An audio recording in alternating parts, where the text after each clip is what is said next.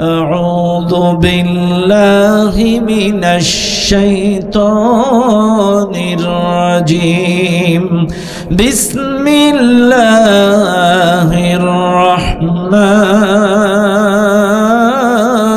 الرحيم يا أيها الذين آمنوا إن كثيرا من الأحبار والرهبان ليأكلون أموال الناس بالباطل ويصدون عن سبيل الله والذين يكنزون الذهب والفضة ولا ينفقونها في سبيل الله فبشرهم بعذاب أليم صدق الله العظيم সূরাটির নাম সূরাতুত তাওবা।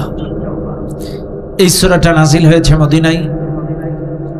এই সূরাটার 34 নম্বর আয়াত আমি আপনাদের সামনে তেলাওয়াত করেছি।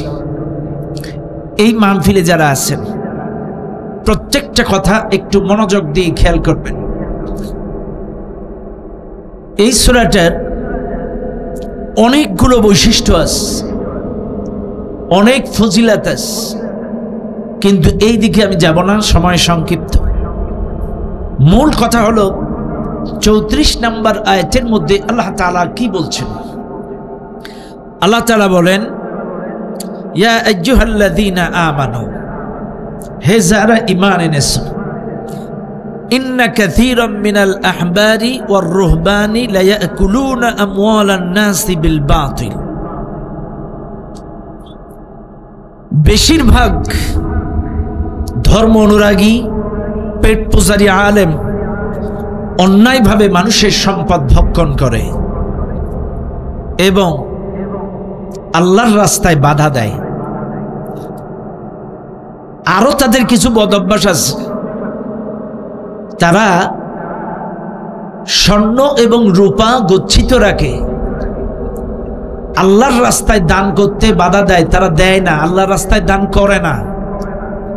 আল্লাহ বলছেন ওদেরকে আযাবের সুসংবাদ দাও। শাব্দিক অর্থ আমি আপনাদেরকে বুঝিয়ে দিলাম। এবার আসেন, আল্লাহ তাআলা বলছেন, হে যারা ঈমানদার, ভালো করে খেয়াল করবেন।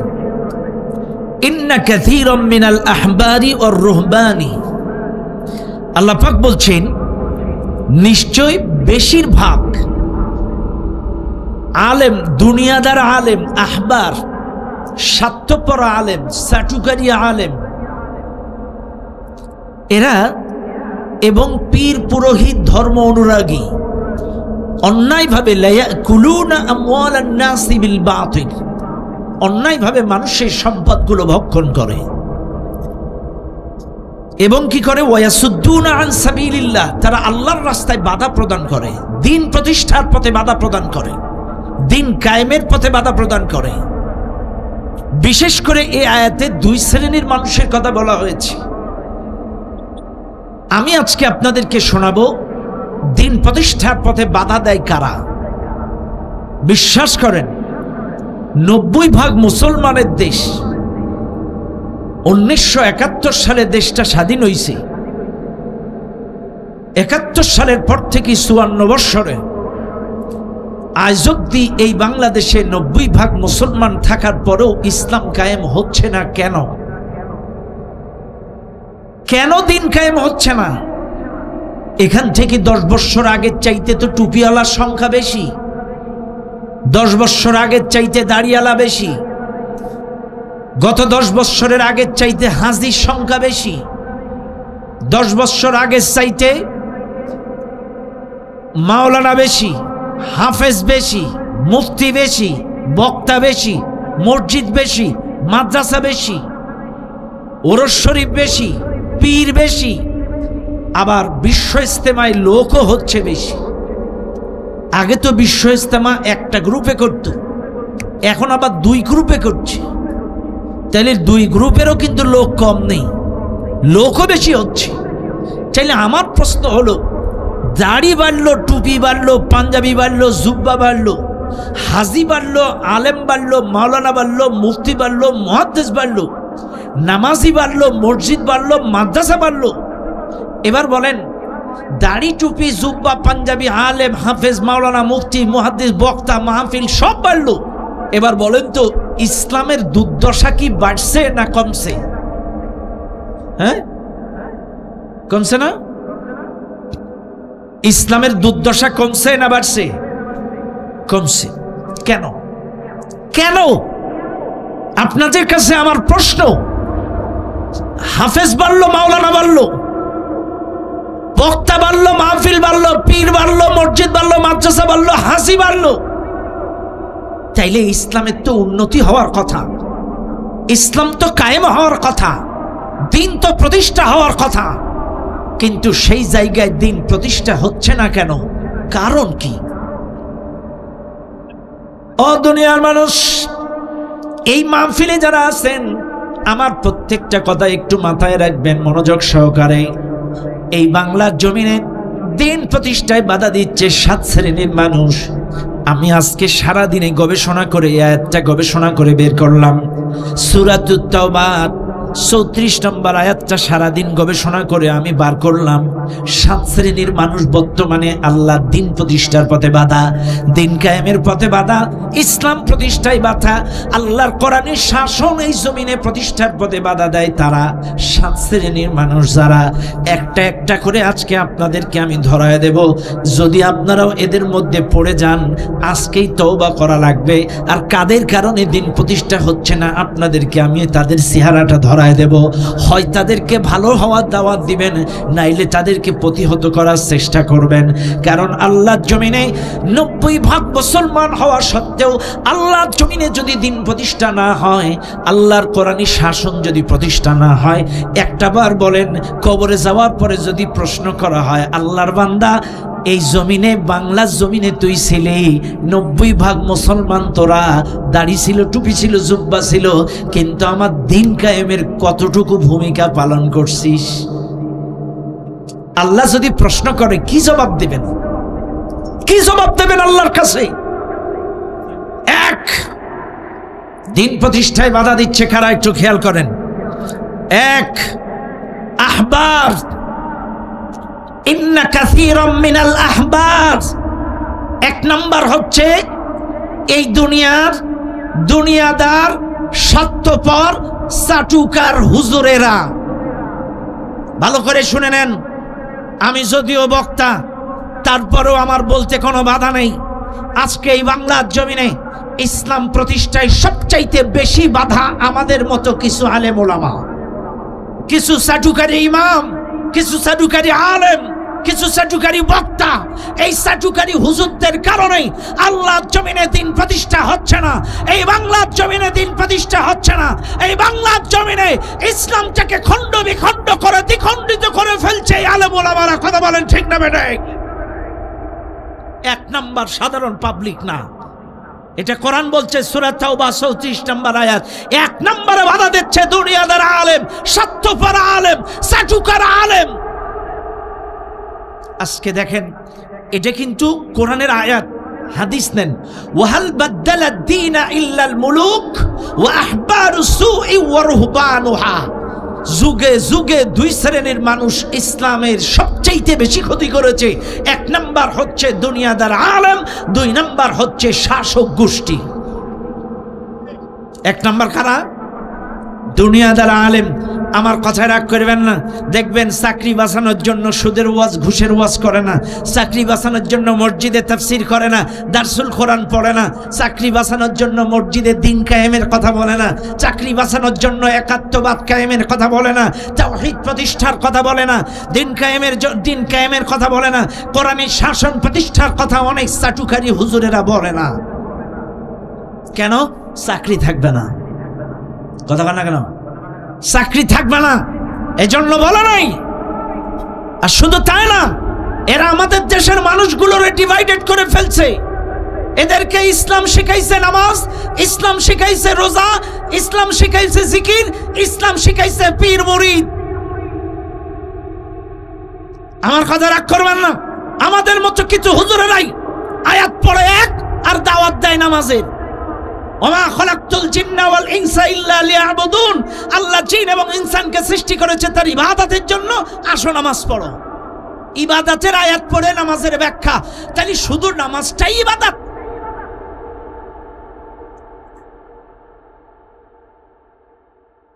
রাগ করবেন না ভাই, আমি মাঝে মাঝে বলি আমাদের দেশে দিন প্রতিষ্ঠায় সবচাইতে বড় বাধা এই হুজুরগুলো। কেন জানেন? কারণ এদের এই অপব্যাখ্যা করার কারণে, এদের এই অপব্যাখ্যা করার কারণে আজকে তাকান গোটা বাংলাদেশের দিকে। আমি মাঝে মাঝে আমার আলোচনায় উদাহরণ দিয়ে থাকি। আপনারা বলেন তো, রিক্সা যারা চালায় 8 কেজি ওজনের মাছ প্রতিদিন খাইতে পারে? ভ্যান যারা চালায় 8 কেজি ওজনের মাছ খাইতে পারে? পারে না তো?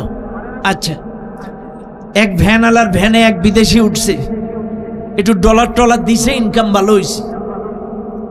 আজকেই বড় বাজারে যে 8 কেজি ওজনের একটা বড়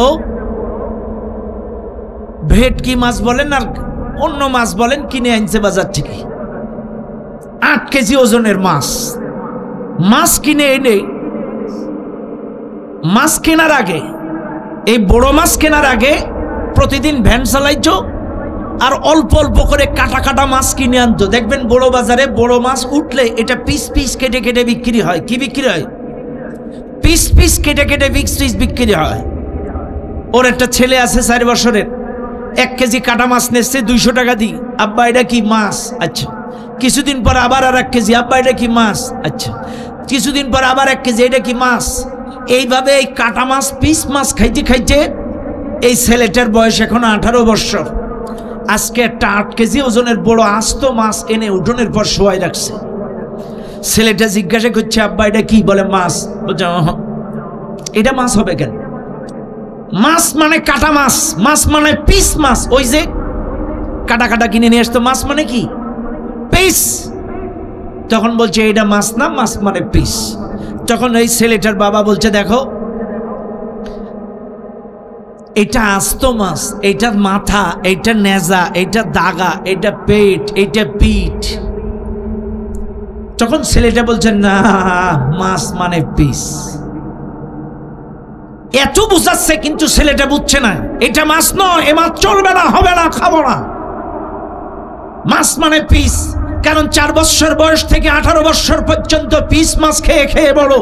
হঠাৎ যদি আস্ত মাছ বাবা দেখায় বা শেখায় বা বাড়ি আনে, ওই ছেলেটা কখনো এই মাছটা মাছ বলে স্বীকারোক্তিমূলক জবানবন্দি দিবে না। ব্যাস, এটা যেমন বাস্তব। আমার দেশের মসজিদের কিছু কিছু চাটুকারী ইমাম সারা বছর এদেরকে শিখাইছে ইসলাম মানে নামাজের পিস, ইসলাম মানে জিকিরের পিস, ইসলাম মানে দাড়ি আর জুব্বার পিস। এই জন্য আমরা হুজুররা যখন মাঝে মাঝে বলি অর্থনীতিতে ইসলাম, রাজনীতিতে ইসলাম, পরিবার নীতিতে ইসলাম, সমাজনীতিতে ইসলাম, সবকিছুতে ইসলাম, পরিপূর্ণ ইসলামের ওয়াজ যখন করি, উদখুলু ফিস সিলমি কাফা, তখন এক শ্রেণীর লোক বলে হুজুর কি অপব্যাখ্যা করে, ইসলাম মানে তো নামাজের কথা। কেন ইসলাম মানে কি? ওই যে নামাজের পিস। এই জন্য কপাল পোড়ারা সুদ খায়, ঘুষ খায়, নামাজটা ঠিক আছে। জেনা করে, ব্যভিচার করে, নামাজ ঠিক আছে। ওই যে হুজুর বলছে নামাজ পড়ো, যা করো করো করো করো, নামাজটা করো।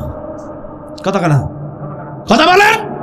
এই জন্য আমার দেশের হুজুরদের কারণে এরা নামাজ রোজার বাইরে বের হতে পারে না। কারণ ম্যাক্সিমাম মসজিদের ইমাম যদি পরিপূর্ণ ইসলাম শিখাতো, উদখুলু ফিস সিলমি কাফা, পরিবারে ইসলাম, অর্থনীতিতে ইসলাম, রাজনীতিতে ইসলাম, সমাজনীতিতে ইসলাম, শিক্ষানীতিতে ইসলাম, এই রাষ্ট্র চালাতে হবে ইসলাম দিয়ে। গোটা জিন্দেগিতে যদি পূর্ণাঙ্গ ইসলামের রূপরেখা জাতির সামনে মসজিদে মাহফিলে তুলে ধরত, এই জাতি শুধুমাত্র নামাজ আর জিকির নিয়ে পড়ে থাকতো না। আজকে এই জাতিকে শুধু মসজিদের 4 দেয়ালে বন্দী করার কারণ এই মসজিদের ইমামরা। কারণ এরা মনে করে ইসলাম শুধু মসজিদে, ইসলাম শুধু 2-1টা আমলের ভেতরে, আর কোথাও ইসলাম নেই। কিন্তু কপাল পোড়া মুসলমানেরা এই আয়াতটা পড়ে না। আলিয়াউমা আকমালতু লাকুম দীনাকুম ওয়া আতমামতু আলাইকুম নি'মাতি ওয়া রাদিতু লাকুমুল ইসলাম দীনা। আমি তোমাদের জন্য আনুগত্যের বিধানটাকে পূর্ণ করে দিলাম, তোমাদের জন্য দিনটাকে পরিপূর্ণ করে দিলাম। কিন্তু আজকের এই দেশের মুসলমান পরিপূর্ণ দিন নিয়ে কথা বলে না। আজকের এই হুজুরদের কারণে ডিভাইডেড। আজকে আপনাদেরকে বলে যাই, আল্লাহ যতগুলো আয়াত কোরআনে নাজিল করেছে, দেখেন না রোজার ব্যাপারে আয়াত নাজিল করছে, ইয়া আইয়ুহাল্লাযীনা আমানু কুতিবা আলাইকুমুস সিয়াম, তোমাদের জন্য রমজানের রোজা ফরজ করা হয়েছে। কিন্তু এই জায়গায় কিন্তু বলেনি তোমরা রোজার ব্যাপারে ফেরকা সৃষ্টি করো না।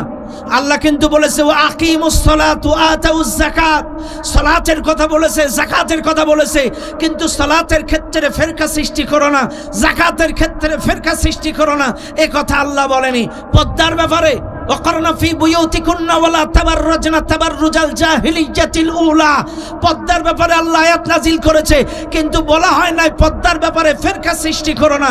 কিন্তু আল্লাহ কিন্তু বলেই দিয়েছে, খবরদার দিন কায়েমের ক্ষেত্রে কোনো ফেরকা সৃষ্টি করবা না।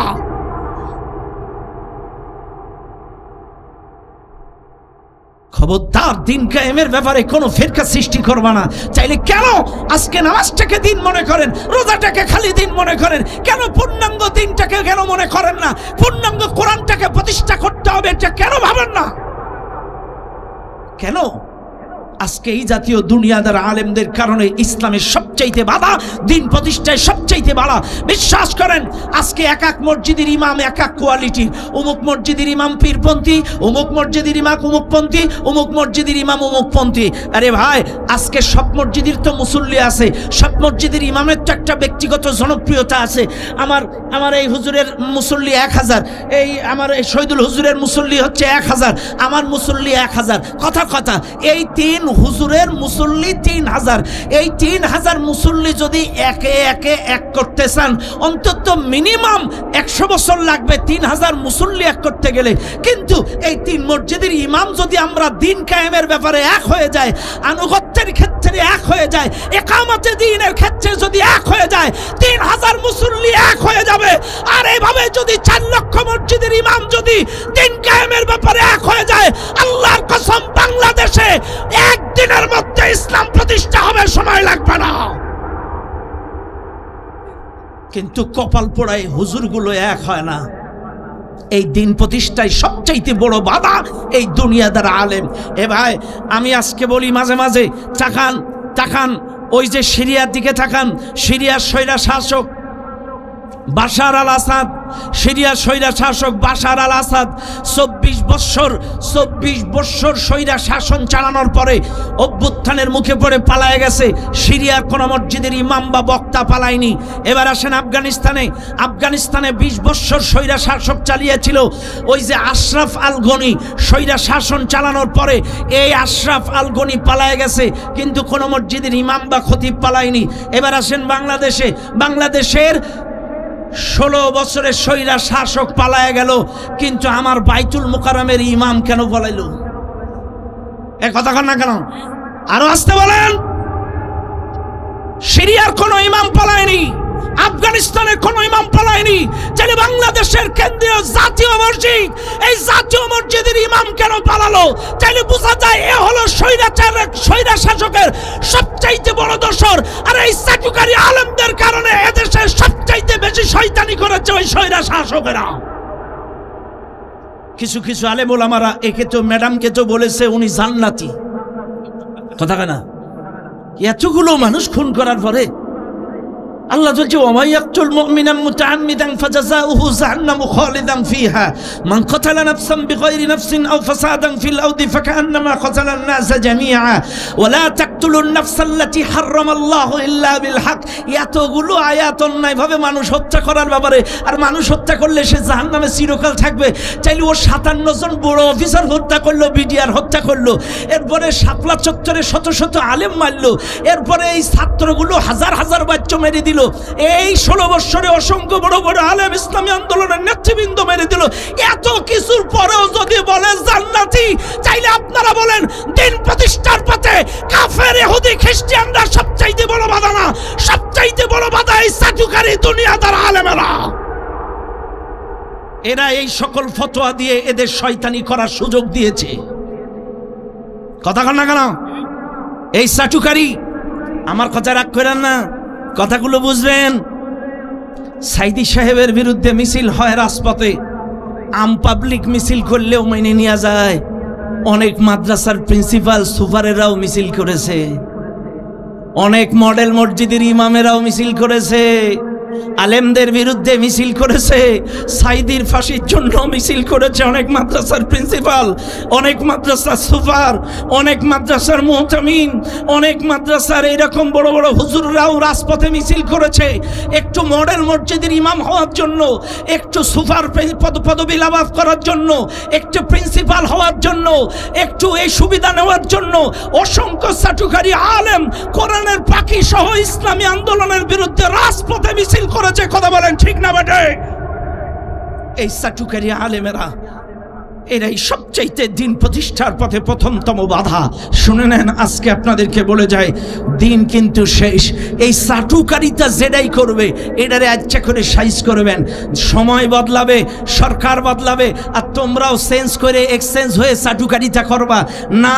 ইমামগুলো নিরপেক্ষ হবে, ইমামগুলো আল্লাহর কথা বলবে, কোরআনের কথা বলবে, ইমামগুলো মসজিদে দিন কায়েমের কথা বলবে। এ জমিন আল্লাহর, মসজিদ আল্লাহর, তোমাকে সৃষ্টি করেছে আল্লাহ। মসজিদের মধ্যে আল্লাহর কোরআনের বক্তব্য হবে, দিন কায়েমের বক্তব্য হবে। কোন দলের দালালি করার জন্য তোকে ইমাম বানানো হয়নি। কথা না কেন? ইমামেরা দালালি করবে কার? দালাল শব্দটা কিন্তু খারাপ না, এটা খারাপ আমরা বানাইছি। কথা না কেন? ইমামেরা দালালি করবে জান্নাতের দালালি, ইমামেরা দালালি করবে আল্লাহর দালালি, ইমামেরা এই পথভ্রষ্ট মানুষগুলোকে জান্নাতের দালালি করবে। এদেরকে দালালি করে জান্নাতের রাস্তা দেখাবে, এদেরকে দালালি করে কোরআনের পথ দেখাবে। এরা এই দুনিয়ার কোন পদ পদবি আর চাটুকারী সুবিধার জন্য দালালি করবে না। তাইলে কথা ক্লিয়ার? আস্তে আস্তে আস্তে ভাই ভাই ভাই, এক্সাইটেড থেকে নেন, এক্সাইটেড থেকে আসছে যে বাবাজি, মাথা গরম করবে না বাপ। ক্যামেরা দরকার আছে বাপ। শোনেন, এখানে তো খুব জোর আজকে 2000-5000 লোক হবে, কিন্তু এই ক্যামেরার মাধ্যমে গোটা পৃথিবীর বাংলা ভাষাভাষীর সকল লোকের কাছে আমাদের মেসেজগুলো চলে যাবে। কথা না কেন? গোটা পৃথিবীর বাংলা ভাষাভাষী সকল মুসলমানদের কাছে আমাদের মেসেজগুলো চলে যাবে। এই জন্য মিডিয়ারও দরকার আছে। একটু কষ্ট করেন, মিডিয়ার ভাইদেরকেও একটু সুযোগ দেন, একটু সুযোগ দেন। এরাও কষ্ট করে আপনাদের জন্য, এই প্রচারগুলো দিন। আপনারা আজকের এই কথাগুলো সব হয়তো মনে নাও রাখতে পারেন, কিন্তু ইউটিউবে গিয়ে সার্চ করলেই কিন্তু আজকের ওয়াজটা ওখানে পেয়ে যাবেন। যতবার খুশি ততবার এখানে যেয়ে শুনবেন। কথা না কেন? বাইরা আমার মনে রাখবেন, তাহলে এক নাম্বার ইসলাম প্রতিষ্ঠায়, দিন প্রতিষ্ঠায়, কোরআন প্রতিষ্ঠায়, হক প্রতিষ্ঠায়, সত্য প্রতিষ্ঠায় বাধা কারা? বলেন বলেন বলেন। এই দুনিয়াদার আলেম, চাটুকারী আলেম। 2, ওর রুহবান, পীর পুরোহিত, ধর্ম অনুরাগী, সংসার বিরাগী, এই জাতীয় কিছু ভণ্ড পীর আছে না নাই? আমার কথা রাগ করবেন না। এই ভণ্ড পীর যারা, ভণ্ড পীর, আমি কিন্তু কোনো হক্কানি আলেমের বিরোধিতা করি না, হক্কানি কোনো শাইখের বিরোধিতা করি না। ভাইরা আমার মনে রাখবেন, ভণ্ড পীর পুরোহিত যারা, এই ধর্ম অনুরাগী যারা, দেখবেন এরা নিজেদেরকে বানানো সবক দেয়। এরা কোরআন থেকে দারসুল কোরআন পড়ে তার মুরিদদেরকে তাফসির করে শোনায় না। এরা হাদিস থেকে দার্স দিয়ে তাদের মুরিদদেরকে দার্স দিয়ে শোনায় না। ওরা নিজেদের বানানো সবক তাদেরকে দেয়। আমলাহুম শুরাকা ও শারাউ লাহুম মিনাদ দীনি মা লাম ইয়াযান বিহিল্লাহ। এরা নিজেরা আল্লাহর দেওয়া শরীয়ত বাদ দিয়ে নিজেরা শরীয়ত রচনা করে। আর শুধু তাই নাই, আল্লাহর কোরআন বলতেছে এই জাতীয় ভণ্ড পীরদের কাছে ওহী আসে। কি আসে? হ্যাঁ আসে।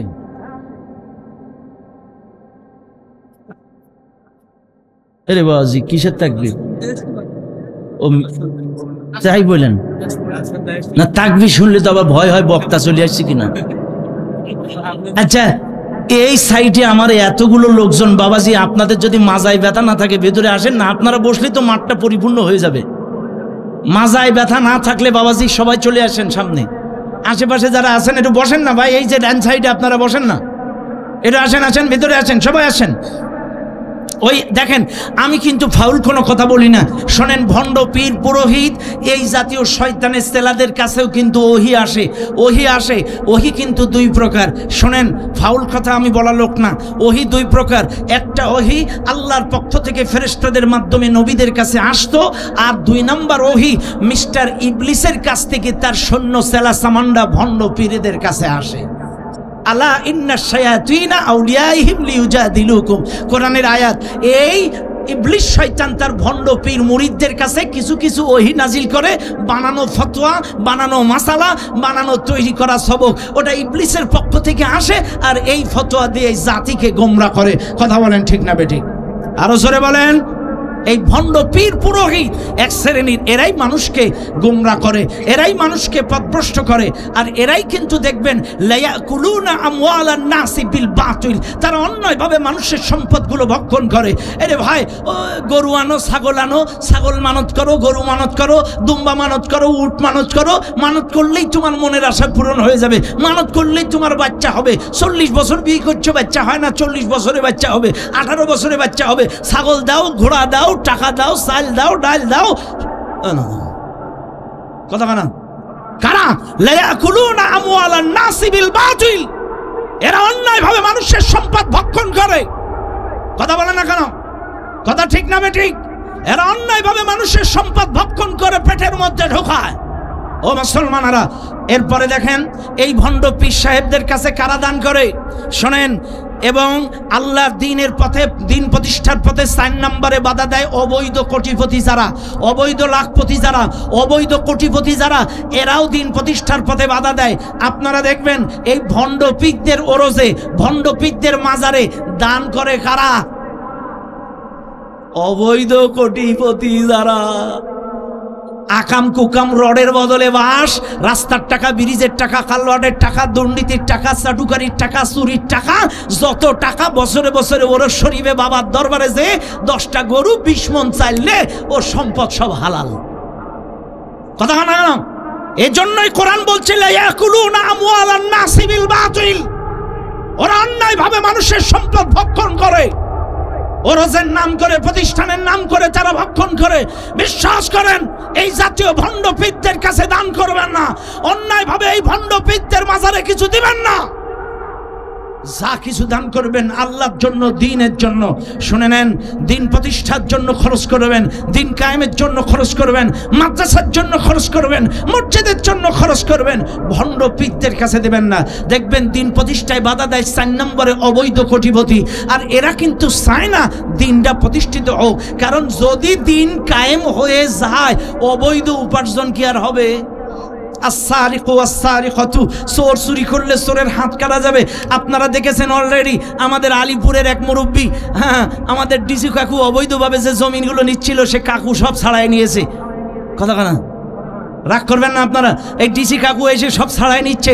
চাইলে দেখবেন এরাই কিন্তু, ভাইরা আমার কথা রাগ করবেন না, যুগে যুগে যারাই অবৈধ উপার্জন করে, অবৈধ খায়, মানুষের জমি লুণ্ঠন করে, মানুষের জমি জায়গা দখল করে, অবৈধ উপার্জন করে, এরাই দিন প্রতিষ্ঠায় বাধা দেয়, এরাই দিনের রাহবারদেরকে আঘাত করে, এরাই আলেম ওলামার বিরোধিতা করে, এরাই ইমামদেরকে বেইজ্জতি করে, এরাই যারা অবৈধ টাকায় যারা মালিক হয়েছে। আর আমার এই ভণ্ড পীর পুরোহিত, এরা কিন্তু আল্লাহর দ্বীন প্রতিষ্ঠায়ও বাধা দেয়। ওরা বলে এটাই দ্বীন, এটাই ইবাদত, এটাই নামাজ, এটাই জিকির, এটাই সব। তোমার নামাজ রোজা কিছু লাগবে না, খালি জিকির করো। কথা না? এই ভণ্ড পীর পুরোহিতেরা। এরপরে আসেন, এরপরে কারা? এরপরে হচ্ছে শাসক গোষ্ঠী। শাসক গোষ্ঠী দিন প্রতিষ্ঠায় সবচাইতে বাধা দেয়। আপনারা তাকান, 1971 সালের পর থেকে 54 বৎসরে এই বাংলাদেশে দিন প্রতিষ্ঠায় সবচাইতে বাধা দিয়েছে এই শাসক গোষ্ঠী, স্বৈরা শাসক যারা পালায় গেছে। কথা বলে না কেন? সবচাইতে দিন প্রতিষ্ঠায় বাধা দিয়েছে এই স্বৈরা শাসকের দল। আপনারা তাকায়া দেখেন, এরা যতটা দিনের ক্ষতি করেছে 16 বছরে, এতটা ক্ষতি বাংলাদেশে কেউ করে নাই। কথা বলেন ঠিক না বেঠিক? সবচাইতে দিন প্রতিষ্ঠায় বড় বড় মাদ্রাসাগুলো জঙ্গিবাদের নাম করে তালা লাগাই দিছে, বড় বড় আলেমদেরকে জঙ্গিবাদের নাম করে যাবজ্জীবন কারাদণ্ড দিয়েছে, বড় বড় আলেমদেরকে মিথ্যা অপবাদ দিয়ে রাজাকারের তকমা লাগিয়ে তাদেরকে ফাঁসির কাস্টে ঝুলিয়েছে। কথা বলেন ঠিক না? কারণ এরা জানে আলেম ওলামারা দিন প্রচারের পাওয়ার হাউস। ও ভাই, আমাদের এই বিনের পোতায় একটা বিদ্যুতের পাওয়ার হাউস আছে, এরপরে আমাদের সাতক্ষীরায় পাওয়ার হাউস আছে, আমাদের ঝাউডাঙ্গায় পাওয়ার হাউস আছে। যদি পাওয়ার হাউসের মিটার টিটার জ্বলে যায়, পাওয়ার হাউস বাস্ট হয়ে যায়, বিদ্যুৎ সাপ্লাই কি চলে? জোরেখান চলে? তো এই বাংলাদেশে দিন প্রচারের পাওয়ার হাউস, কোরআনের পাওয়ার হাউস, দ্বীনের পাওয়ার হাউস হচ্ছে আলেম উলামারা, দাঈল আল্লাহরা। আর এই 16 বছরের স্বৈরা শাসকেরা টার্গেট করেছে এই আলেমদেরকে যদি মারা যায় তাইলে দিন প্রচারের বিদ্যুৎ শেষ। এই জন্য এরা বাছাই করেছে সাইদি সাহেবকে, এরা বাছাই করেছে নিজামী সাহেবকে, এরা বাছাই করেছে বাংলার জুনায়েদ বাবুনগরীকে, এরা বাছাই করেছিল মামুনুল হককে, এরা বাছাই করেছিল আমির হামজাকে, এরা বাছাই করেছিল বড় বড় আলেমদেরকে। পরিকল্পিতভাবে টাচ করে করে মেরে দেবে। কথা বলেন ঠিক না বেঠিক? এরা টার্গেট করে করে আলেম ওলামাদেরকে ধ্বংস করেছে, শেষ করেছে, যাবজ্জীবন কারাদণ্ড দিয়েছে, ফাঁসির কাস্টে ঝুলিয়েছে। এরা এই শাসক গোষ্ঠী ইসলাম বিরোধী। আপনারা তাকান মুসা আলাইহিস সালামের দিকে তাকান, সবচাইতে দিন প্রতিষ্ঠায় বাধা দিছে কারা? শাসক গোষ্ঠী ফেরাউন। আরে ওইদিকে তাকান, সবচাইতে ইব্রাহিম আলাইহিস সালামের সময় বাধা দিয়েছে কারা? শাসক গোষ্ঠী নমরুদ। এরপরে তাকান আমার আপনার নবীর দিকে, দিন প্রতিষ্ঠায় বাধা দিয়েছে কারা? শাসক গোষ্ঠী আবু জেহেল। আজকে আমার দেশে দিন প্রতিষ্ঠায় বাধা দিয়েছে কারা? শাসক গোষ্ঠী। এই বদমাইশ, এই যারা স্বৈরা শাসক পালায় গেছে, এই শাসক গোষ্ঠী সবচাইতে দিন প্রতিষ্ঠায় বাধা দিয়েছে। ও ভাই, আজকে তাকান শাসক গোষ্ঠী কি করে নাই। আজকে আপনারা অবাক হয়ে যাবেন, যখন মুসা আলাইহিস সালাম দিন প্রচার শুরু করে দিল, এই কারণ একা তো অবৈধ কোটিপতি, কারণ যারা অবৈধ পথে উপার্জন করে, যারা অবৈধ পথে কামাই করে, রাতারাতি লালে লাল হয়ে যায়, এদের যদি জাকাত ভিত্তিক সমাজ ব্যবস্থা কায়েম হয়ে যায়, আল্লাহর জমিনে যদি দিন কায়েম হয়ে যায়, তখন তো ওদের জাকাত দেওয়া লাগবে, সম্পদের ভাগ তো গরিবের দেওয়া লাগবে। এই জন্য কিন্তু ওরা দিন প্রতিষ্ঠা হোক এটা ওরা চায় না। কথা না কেন? দিন প্রতিষ্ঠা হোক এটা ওরা চায় না, এই জন্য ওরা বিরোধিতা করে। তাকান কারণ কখন খারাপ হলো? কারণ কিন্তু কোটিপতি, অবৈধ উপার্জন করেছিল, দখলদারি করে অসংখ্য টাকার মালিক, কোটি কোটি। তৎকালীন সময় সবচেয়ে গোটা পৃথিবীর ধনী ছিল কারুন। এই কারণ কখন বিরোধিতা করলো? যখন তার কাছ থেকে জাকাত কালেকশনের কথা বলা হলো, তখনই কিন্তু মুসার বিরুদ্ধে মিথ্যা মামলা দায়ের করলো। কি মামলা? মুসা আলাইহিস সালামের বিরুদ্ধে ধর্ষণের মিথ্যা অভিযোগ দায়ের করলো। কত বড় শয়তান এই কারণ! এই কারণ মুসা আলাইহিস সালামের বিরুদ্ধে, কারণ যখন জাকাত ভিত্তিক সমাজ ব্যবস্থার কথা বলা হলো, এই কারণ তখন মুসা আলাইহিস সালামের বিরুদ্ধে অভিযোগ দায়ের করলো। কি? এই মুসা পতিতালয়ে যায়, মুসা আলাইহিস সালামের বিরুদ্ধে মিথ্যা অভিযোগ দায়ের করলো। আপনাদের খেয়াল আছে কিনা জানি না, সাবজা সিনজিম্বা সাবজা, এই সাবজা তৎকালীন সময়ের একজন সুন্দরী পতিতা ছিল। এই পতিতার কাছে কারুন যাইতো, ফিরাউন যাইতো, সবাই যাইতো। এই কারুন রাতের অন্ধকারে সাবজার কাছে যে বলছে, সাবজা, এই মুসার দিন প্রচার বন্ধ করা লাগবে, জাকাত ভিত্তিক তাওহীদ প্রতিষ্ঠা, দিন প্রতিষ্ঠার কাজ বন্ধ করা লাগবে। মুসার দিন যাতে কেউ না শোনে, ওর ওয়াজ যাতে কেউ না শোনে, ওর তাফসীর যাতে কেউ না শোনে। যা, মুসার বিরুদ্ধে যদি তুই একটা মিথ্যা সাক্ষ্য মেরে দিতে পারিস, তোরে 5 আর সাক্ষ্য দেওয়ার পরে আরো 5, 10 দেব। বলছে ঠিক আছে, আমি রাজি। কি সাক্ষ্য দেওয়া লাগবে? বলছে মুসা যখন এরকম ওয়াজ করবে, তুই হঠাৎ করে ওই মাজলিসে যে ওয়াজ শুনবি, ওয়াজ শুনতে শুনতে টাম করে দাঁড়ায় বলবি, তোমরা যেই হুজুরের ওয়াজ শুনছো, ওই হুজুর আর দরবারে যায়, আর পতিতালয়ে যায়। এই একটা মিথ্যা মেসেজ যদি ড্রপ করে দিতে পারো, চাইলে মুসার ওয়াজ আর শুনবে না। এত বড় বক্তা, এত বড় নবী, এত বড় হুজুর, আর মুসা আলাইহিস সালামের ওয়াজ শুনবে না।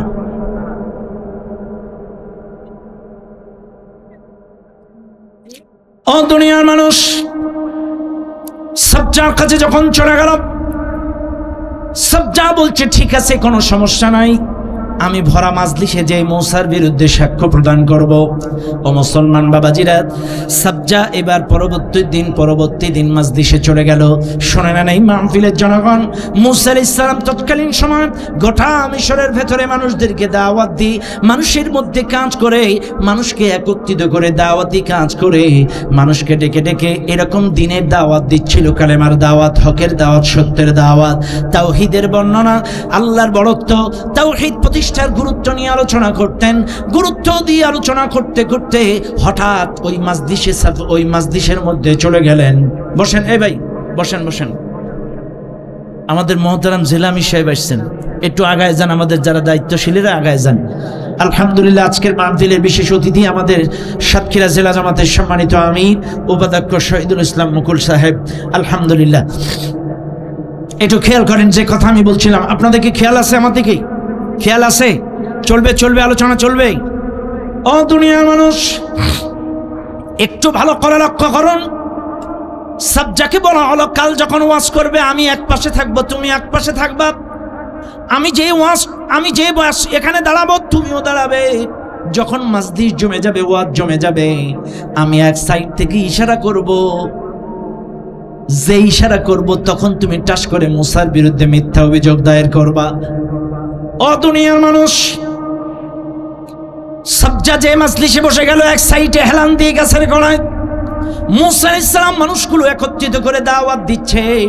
কারণ অপর সাইডে দাঁড়ায় আছে। মুসা আলাইহিস সালামের ওয়াজ শুনতে শুনতে সাবজা মুসার দিকে অপলক দৃষ্টিতে তাকায় ওয়াজ শোনে। আরে এই সাবজা পতিতা, এই সাবজা নাফরমান বেঈমান, কিন্তু সাবজাত মুসার চেহারার দিকে তাকায় যখন ওয়াজ শুনে, মুসা আলাইহিস সালামের দিকে তাকায় যখন আল্লাহর বড়ত্ব তাওহীদের বর্ণনা শুনে, তখন মুসা আলাইহিস সালামের দিকে তাকায় ওয়াজ শুনে আর চিন্তা করে, আহারে জীবনে কত নোবেল নাটক, কত কবিতা, কত যাত্রা, কত কিছু শুনলাম দেখলাম, কিন্তু এত সুন্দর সাহিত্যিক ভাষা, এত সুন্দর সাজালো গোছালো কথা, এত সুন্দর বাণী, এটা আসলে সাধারণ কোনো বক্তব্য হতে পারে না। আর মুসাও কোনো সাধারণ মানুষ হতে পারে না। শুনে নেন দুনিয়ার মানুষ, ওয়াজ যখন জমে গিয়েছে, সবার নজর যখন বক্তার দিকে, এবার কারণ চিন্তা করতে, এই ভরা মজলিসে এইবার সাবজারে সাক্ষ্য দেওয়া দিতে লাগাইতে হবে। এইবার কারণ অপর সাইড থেকে ইশারা করছে, বল বল বল বল, কিন্তু কিসের সাবজা ডাইনেও তাকায় না, বামেও তাকায় না, বক্তার দিকে তাকায়, মুসা আলাইহিস সালামের দিকে তাকায় আওয়াজ শোনে, মুসা আলাইহিস সালামের চেহারার দিকে তাকায় আওয়াজ শোনে। ও মুসলমান বাবাজিরা আমার, যখন মুসা আলাইহিস সালামের দিকে তাকায় আওয়াজ শুনছে, এদিকে কারণ ইশারা করছে, কিন্তু কিসে ডাইনেও তাকায় না, বামেও তাকায় না, মুসার দিকে নজর, অপলক দৃষ্টিতে তাকায় ওয়াজ শুনছে। এদিকে মানুষ, এত সুন্দর বক্তব্য, আর এই লোক কখনো খারাপ কাজ করতে পারে না, এর বিরুদ্ধে সাক্ষ্য দিতে আরে আনছে। আপনারা দেখছেন, এরপরে কারণ একটা পর্যায়ে না পেরে ডান সাইড থেকে পিছন থেকে ঘুরে যেয়ে খাবজার পেছনে যেয়ে গুজাচ্ছে, পিছন থেকে গুতাচ্ছে, পিছন থেকে যখন গুতাইতেছে, তখন সাবজা এক পর্যায়ে খেজে মেজে বলে, মিশরের জনগণ শুনে নাও, এই কারণ আমাকে অ্যাডভান্স করেছে 5,000 দিরহাম, কেউ কেউ বলেছে 5 লক্ষ দিরহাম। এই কারণ আমাকে অ্যাডভান্স করেছে, আর সাক্ষ্য দেওয়ার পরে আরো 5,000 দিবে। শোনো, এ আমাকে সাক্ষ্য বানাইছে এই মুসার দ্বীনের দাওয়াত যাতে কেউ না শোনে, মিসার তাওহীদ প্রতিষ্ঠার দাওয়াত যাতে কেউ না শোনে। আমি যদি মুসার বিরুদ্ধে সাক্ষ্য দিতে পারি যে ও আমার পতিতালয়ে যায়, তাহলে আমাকে 10,000 দিরহাম দেবে। কিন্তু বিশ্বাস করো মিশরের জনগণ, আসলে মুসাকে আমি কোনোদিন দেখিনি, আজকেই জীবনে প্রথম দেখলাম। আর মুসা আমার কাস্টমার না, আমার নিয়মিত কাস্টমার। এই কারণ জাতির সামনে হাটে হাড়ি ভেঙে দিস কথা কথা। আজকে আমাদের ডিবি হারুন কথা বলছেন না, হাউন আঙ্কেল, কে হাউন আঙ্কেল, এই আলেমগুলোরে ধরে মিথ্যা অপবাদ দিত, নারী কেলেঙ্কারি। অথচ আজকেই দেখলাম ইমন না কি নামের একটা ছেলে বলছে ওই লাইলা টিকটক করে, ওই লাইলাই যত অবৈধ মেয়ে ওরে সাপ্লাই দিত, ওর যার পছন্দ হইতো ওই লাইলা যে ওরে সাপ্লাই দিত, ওই হারুন, ডিবি হারুনের এই জালেমদেরকে সাপ্লাই দিত। টাকলা মুরাদের কাহিনী আপনারা জানেন, আলেমদেরকে লুচ্চা বলেছিল, আলেমদেরকে রাজাকার বলেছিল, আলেমদেরকে জঙ্গি বলেছিল। কিন্তু বলেন জাতির সামনে এদের আসল চেহারা বের করে দিয়েছেন কে? আরো জোরে বলেন কে? জাতির সামনে এদের আসল চেহারা বের করে দিয়েছে। কাজে মনে রাখবেন এই মাহফিলের জনগণ, সাইদি সাহেবকে তারা রাজাকার তকমা লাগানোর চেষ্টা করেছে, সাইদি সাহেবকে তারা ধর্ষক বানানোর তকমা লাগানোর চেষ্টা করেছে। এটা তাকবীর দেন, নারায়ে তাকবীর, নারায়ে তাকবীর। জেলামি সাহেবের আগমন দেবনগরবাসীর পক্ষ থেকে নারায়ে তাকবীর, আলহামদুলিল্লাহ, আলহামদুলিল্লাহ, আলহামদুলিল্লাহ। আমাদের দায়িত্বশীল সাতক্ষীরা জেলা ইসলামী আন্দোলনের বীর সিফাউ সালাত মাজলুম জননেতা, সাতক্ষীরা জেলা জামাতের সম্মানিত আমির উপাধ্যক্ষ জনাব শহীদুল ইসলাম মুকুল সাহেব। একটুকুন আমি কালেকশনটা শুরু করি, বাচ্চালে হবে না।